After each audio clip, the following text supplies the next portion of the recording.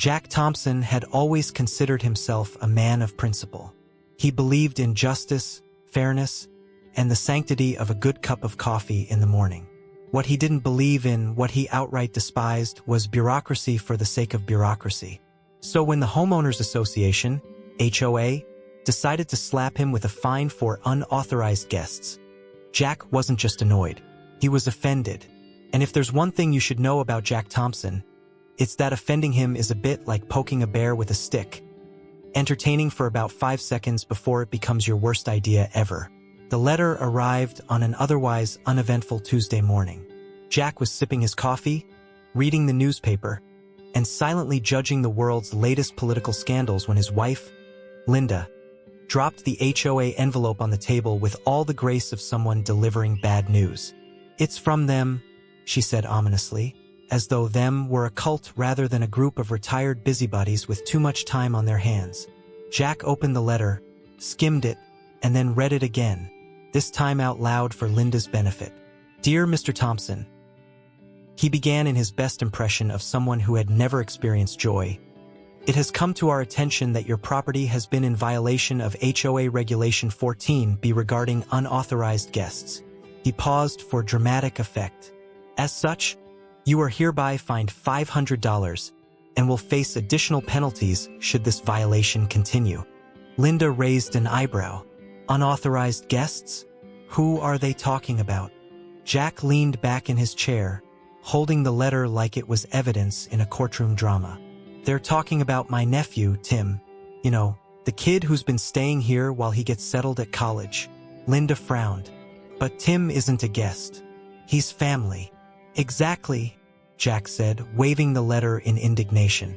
"But apparently HOA rules don't recognize family unless they're immediate family or dependents living under your roof permanently. Tim's temporary stay makes him an unauthorized guest." He made air quotes so aggressive they could have cut glass. Linda sighed. "You know how they are. They probably saw his car parked out front and decided to investigate." Jack snorted. "Investigate? Oh, I'm sure they sent their top detective. Probably Bob from down the street with his binoculars and clipboard." Bob was infamous in their neighborhood for being HOA's unofficial watchdog, or as Jack liked to call him, the guy who peaked in high school and never got over it. Bob had once reported Jack for leaving his trash cans out an hour past pickup time, citing it as a blatant disregard for community standards. Jack had responded by moving those same trash cans directly onto Bob's driveway later that evening. A petty act that still brought him immense satisfaction. But this was different. This wasn't just petty HOA nonsense. This was an attack on Jack's integrity, and worse, on Tim's right to crash on their couch while eating all their cereal. Jack stood up abruptly, his coffee forgotten. "I'm not paying this fine." Linda gave him a look that suggested she'd heard this declaration before and knew exactly how it would end. "You say that every time they send us something." "This time I mean it," Jack replied firmly. "They've crossed a line." Linda shrugged and returned to her crossword puzzle. She knew better than to argue when Jack got that look. The one that said he was about to turn into a one-man crusade against injustice. The first thing Jack did was dig out the HOA handbook from its dusty corner in their home office. A tome so thick it could double as a doorstop. He flipped through its pages with the determination of someone searching for buried treasure, or in this case, loopholes. "Aha!" he exclaimed after nearly an hour of reading. Linda poked her head into the office. "Find something?" Jack grinned triumphantly and held up the handbook like it was the Holy Grail. Regulation 14B says unauthorized guests are defined as individuals who stay longer than 14 consecutive days without prior approval from HOA management. Linda blinked. "Okay? So," Jack continued with growing excitement, "Tim hasn't stayed here for 14 consecutive days.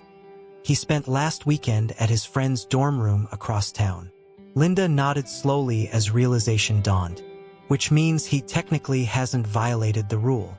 "Exactly," Jack said, slamming the handbook shut with dramatic flair. But Jack wasn't content to simply dispute the fine. No, he wanted to make HOA regret ever sending that letter in the first place. Over the next few days, he devised a plan. a plan so absurdly meticulous that Linda began referring to him as Captain Revenge whenever he wasn't listening. Step 1. Documentation.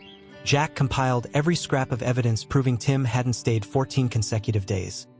Texts from Tim confirming his dorm visits, timestamps from security cameras showing his car leaving their driveway, even receipts from fast food joints near campus. Step 2. Escalation. Jack drafted an email to HOA management outlining their error in excruciating detail while CCing every neighbor within a 5-block radius. Because if there's one thing HOAs hate more than being wrong, it's being publicly wrong. Step 3. Theatrics. On Saturday morning, Jack marched into HOA's monthly meeting armed with his evidence folder and enough righteous indignation to fuel a Hollywood courtroom drama. The meeting itself was held in the community center, a beige room filled with beige people discussing beige topics like lawn care and fence heights. Jack waited patiently until it was time for public comments before stepping up to the podium. "Ladies and gentlemen," he began with mock seriousness, "I stand before you today not as Thirsty Thursday's neighborhood barbecue champion, but as a man wrongfully accused." The room murmured with confusion. Jack held up the HOA letter dramatically. "This fine accuses me of harboring unauthorized guests, an accusation so ludicrous it could only come from Bob and his binoculars." Bob shifted uncomfortably in his seat but said nothing. Jack spent the next 10 minutes dismantling HOA Regulation 14B, like an attorney cross-examining a hostile witness, complete with PowerPoint slides featuring pie charts labeled "Days Tim Was Not Here" and graphs titled "Cereal Consumption Patterns." By the time he finished speaking, half the room looked amused while the other half looked mortified.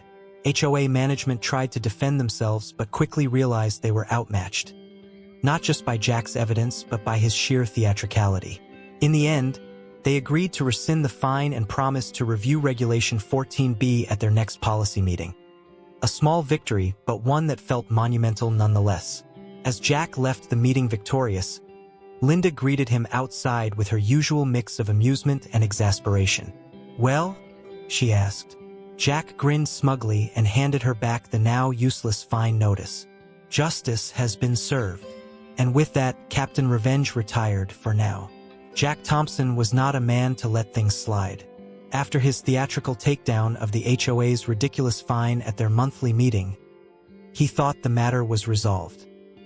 He had presented his evidence, humiliated Bob and his binoculars, and walked out of the community center with the smug satisfaction of a man who had won a battle of wits against people who likely spent their evenings debating mulch shades.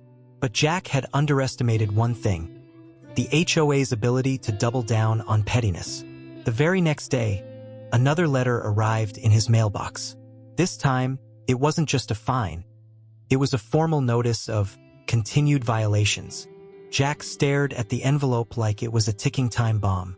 "They can't be serious," he muttered, ripping it open. Linda, who had been watering her plants nearby, glanced over with mild curiosity. "Let me guess," she said dryly.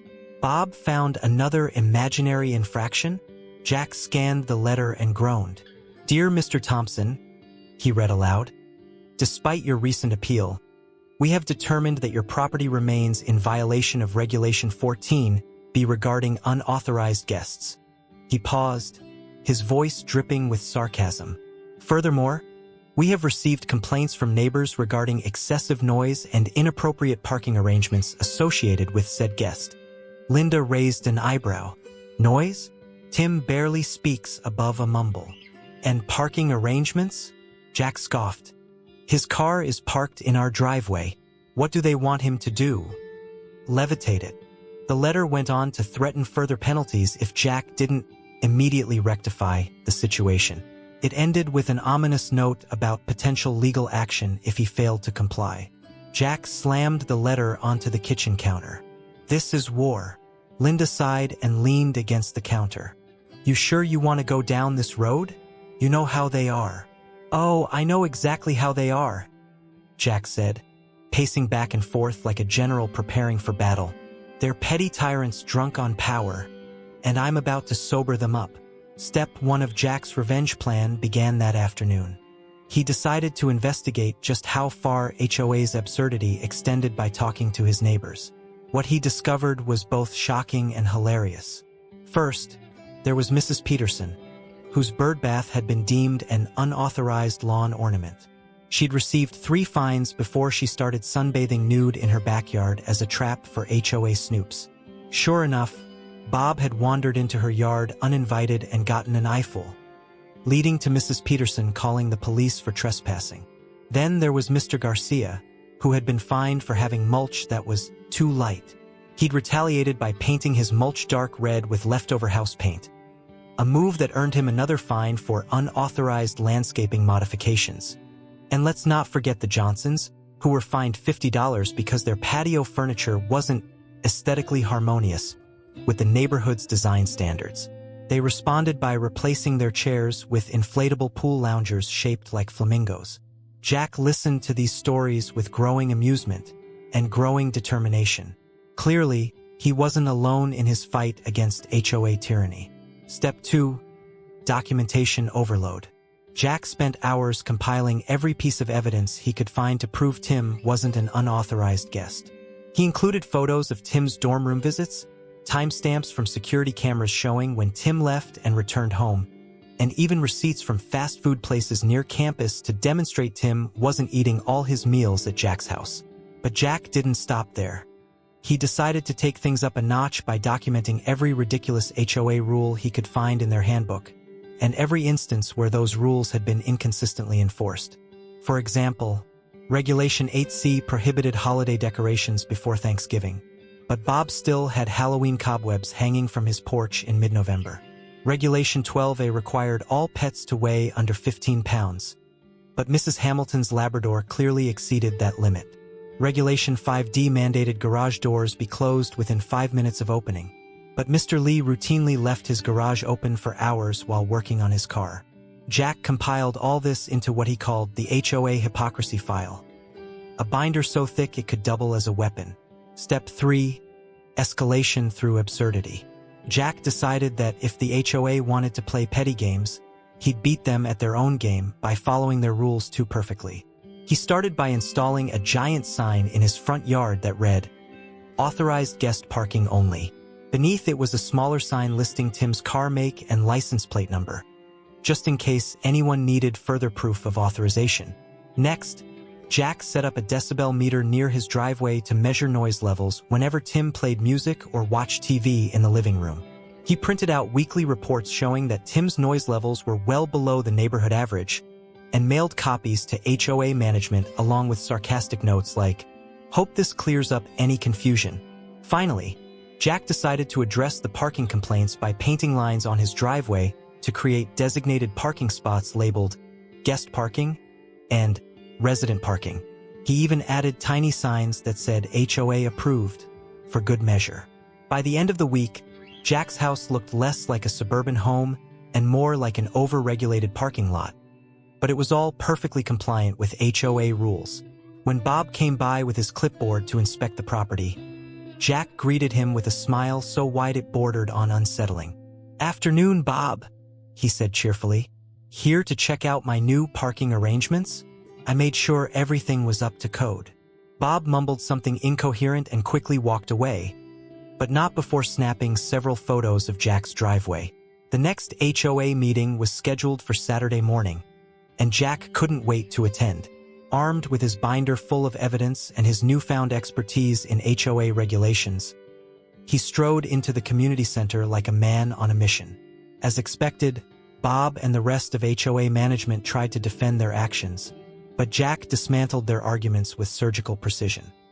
He presented his evidence, pointed out their hypocrisy, and delivered one-liners so cutting they could have been written by stand-up comedians. Unauthorized guest? Tim eats more meals off campus than Bob eats vegetables. Noise complaints?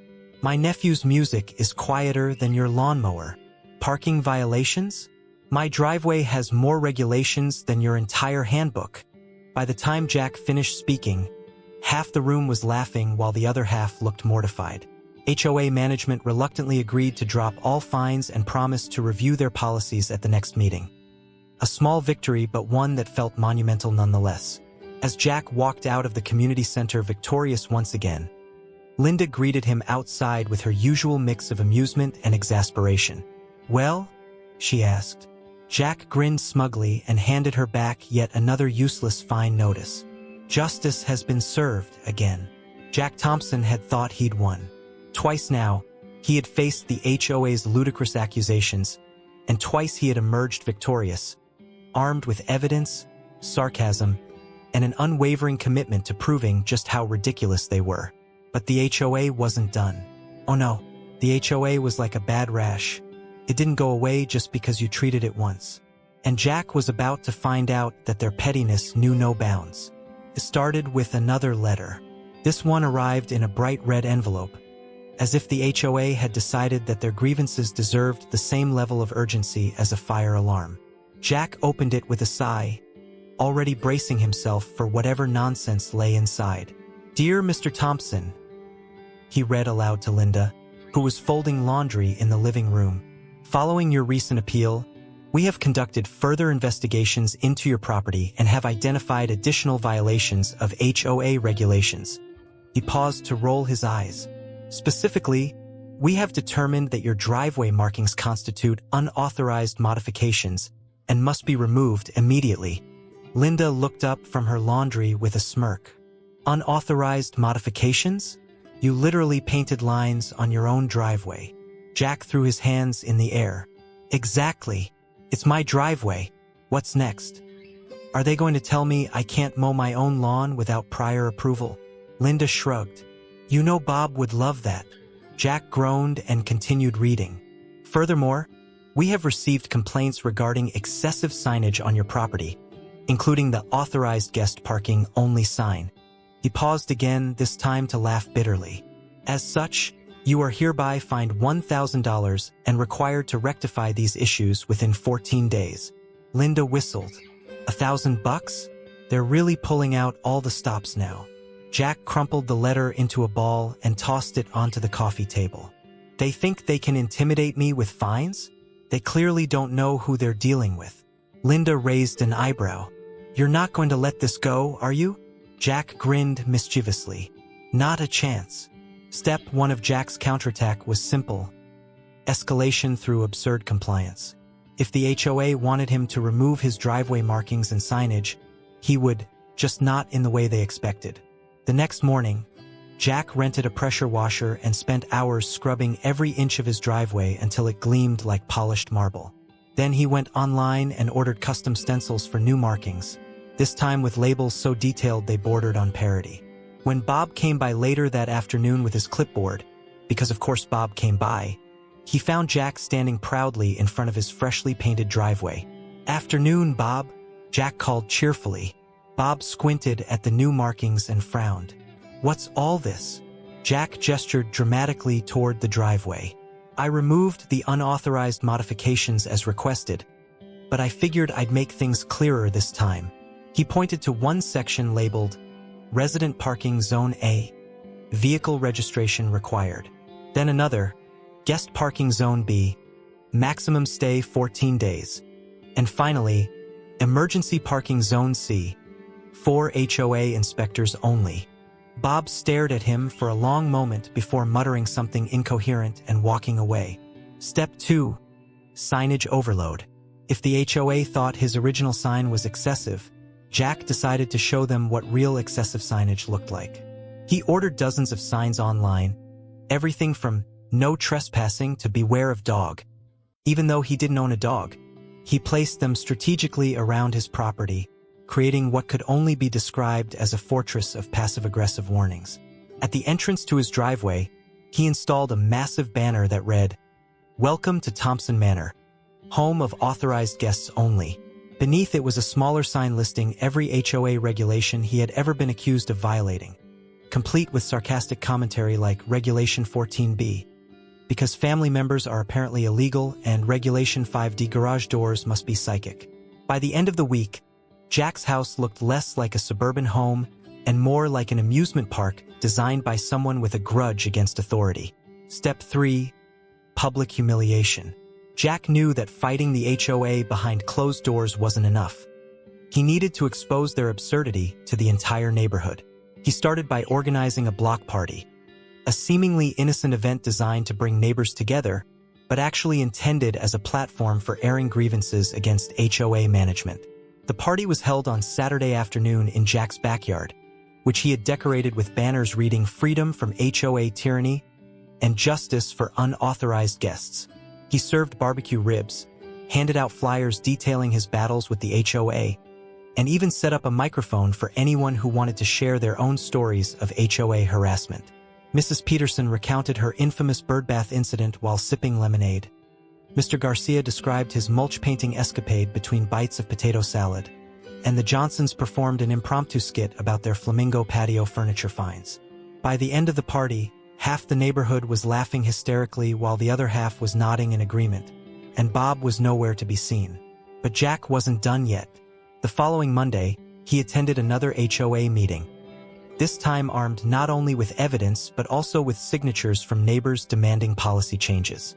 "Ladies and gentlemen," he began as he stepped up to the podium once again, "I stand before you today not just as a homeowner but as a representative of this community.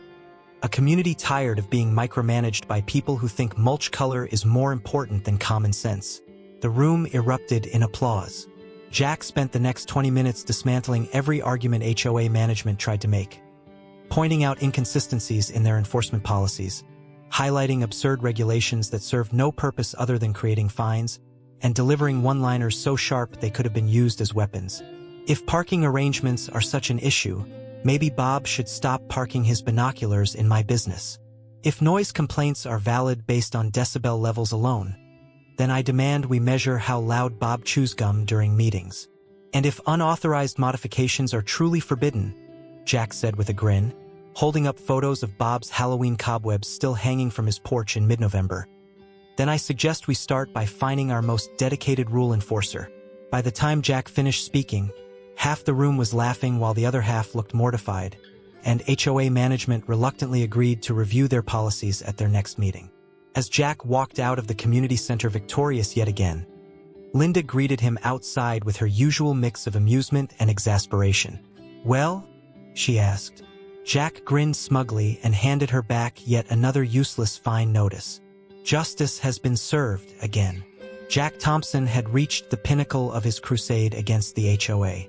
He had fought them with evidence, humiliated them with sarcasm, and rallied his neighbors into a unified front of defiance.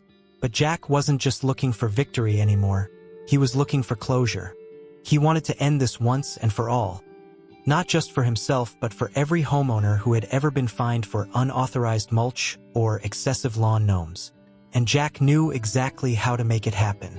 It began with an idea so audacious, so absurd, that even Linda raised her eyebrows when he explained it over breakfast one morning. "You're going to what?" she asked, staring at him like he'd just announced he was running for president. "I'm going to invite the HOA board over for dinner," Jack said casually, buttering his toast. Linda blinked. "You mean the same people who've been fining us for everything short of breathing too loudly?" "Exactly," Jack replied, grinning like a man who knew he was about to pull off the ultimate prank. "I'm going to show them what hospitality looks like, and then I'm going to make them regret every letter they've ever sent." Linda shook her head but didn't argue. She knew better than to try and stop Jack when he got that look in his eyes, the one that said he was about to turn dinner into a battlefield. Jack spent the next few days preparing for the event.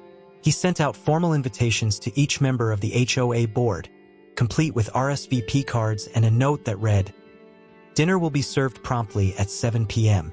Please bring your appetite and your sense of humor." He decorated the dining room with banners that said things like, "Welcome, authorized guests," and "Regulation-compliant dining area." He even set up place cards at the table labeled with each guest's name and their most ridiculous HOA complaint. For example, Bob's card read, "Bob Jenkins, binocular enthusiast and Halloween cobweb defender." When Saturday evening arrived, Jack greeted his guests at the door with a smile so wide it bordered on unsettling. "Welcome," he said cheerfully, ushering them inside. "I'm so glad you could make it." The HOA board members looked around nervously as they entered the dining room, taking in the banners and place cards with varying degrees of confusion and discomfort. "This is nice," one of them said hesitantly. Of course it is, Jack replied, pouring glasses of wine like he was hosting a royal banquet. I wanted everything to be perfect for my favorite rule enforcers. Dinner began innocently enough. Jack served appetizers while making polite conversation about lawn care and fence heights, topics that seemed to put his guests at ease. But as the main course arrived, Jack decided it was time to turn up the heat, literally and figuratively. So, he began casually as he placed plates of steaming barbecue ribs on the table. I've been thinking a lot about Regulation 14B lately. The room went silent. Bob shifted uncomfortably in his seat. It's such an interesting rule, Jack continued, cutting into his ribs with exaggerated precision.